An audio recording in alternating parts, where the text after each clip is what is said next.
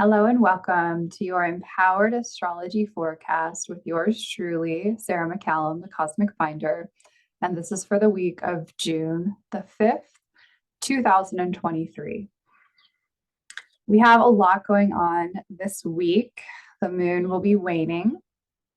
So the moon is gradually going to be decreasing in light, making its way from full to new over the course of this week.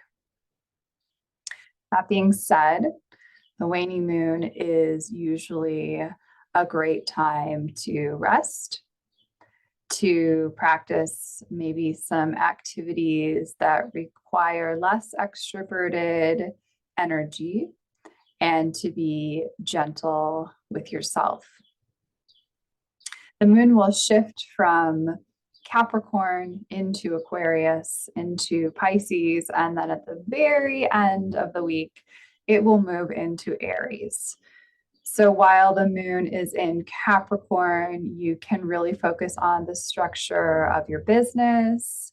You can look at your financial foundations or habits, but you can also pay attention to your physical vessel, the structure of your body, tend to the skeletal system, perhaps seek out some chiropractic care or structural integration.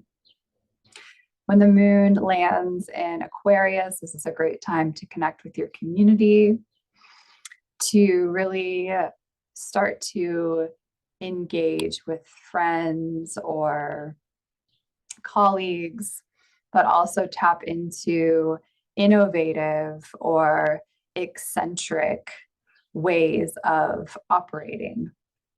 Maybe you have some ideas stirring around in your head that feel a little bit out of the box. Aquarius moon days would be a great time to tap into some of those ideas and practices. When the moon shifts into Pisces, this is a great time to focus on meditation.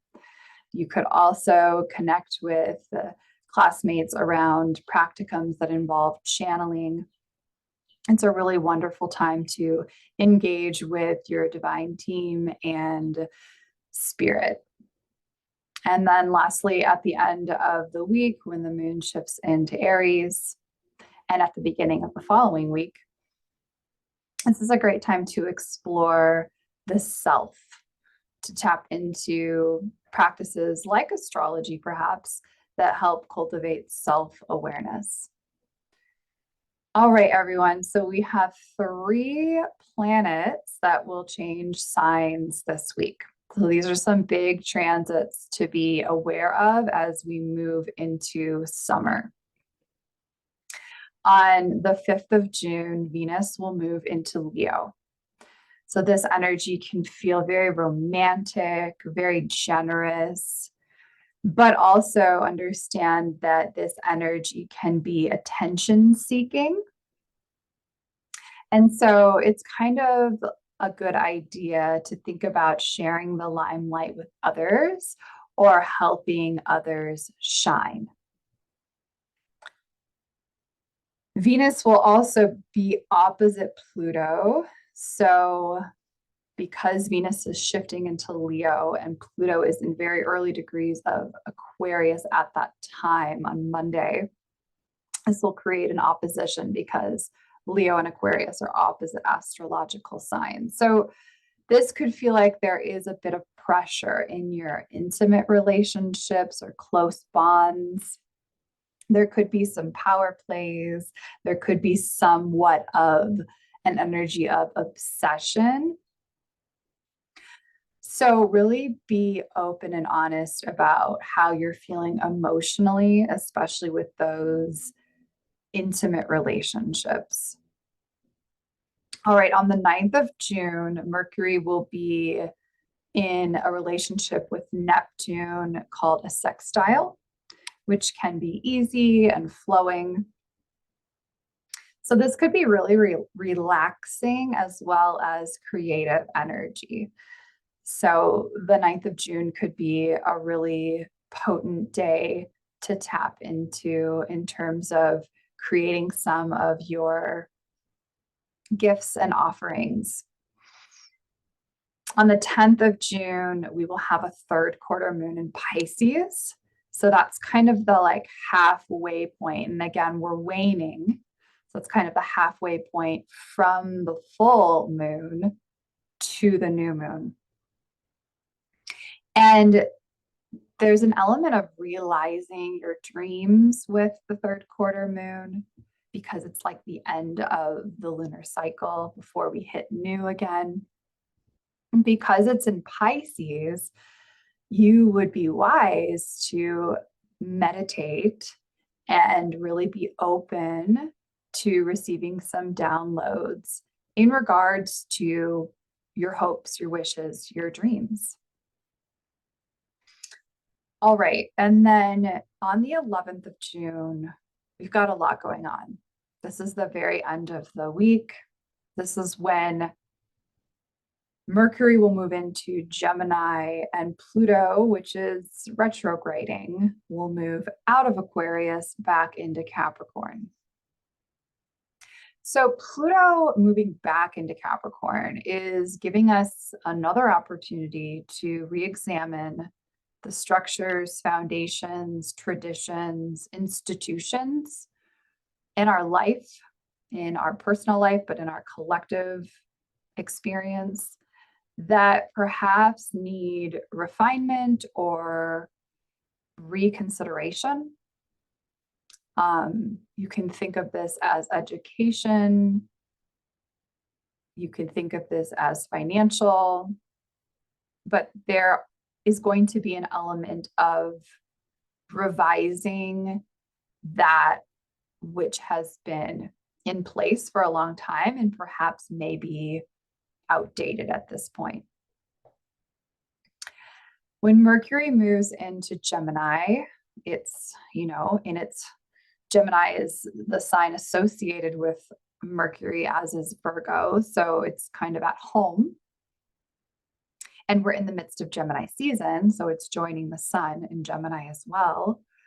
We can feel versatile and witty. There's going to be a lot of intellectual energy.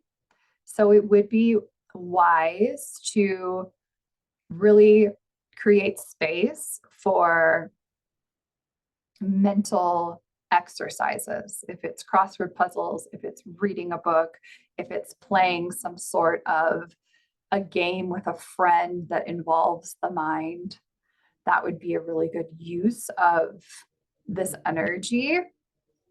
And there is the potential to feel quite scatterbrained.